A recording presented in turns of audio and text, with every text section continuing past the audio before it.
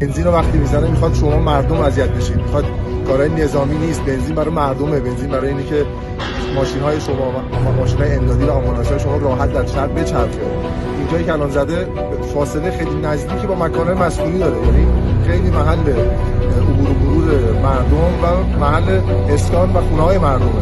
اینکه میگه من فقط نظامی میزنم اینجوری نیست، اینجوریه که در رسانه‌ها دارم به شما میگم. اینجایی که الان زده شده باز تکرار می‌کنم، اینجایی که زده شده برای من و شماست، برای بنزین من و شماست.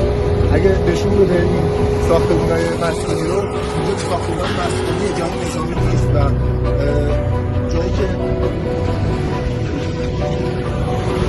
و به قول قوه الهی البته مشکلی در سوق اقتصادی پیش نمیاد، ولی اینجا نظامی نیست و اینجا متعلق به همه ماست، برای بنزینه و برای ماشین‌ها و ماشین‌های آتش‌نشانی و ماشین‌های امدادی است.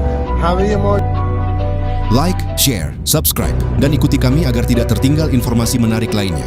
Higatif, satu media, banyak cerita.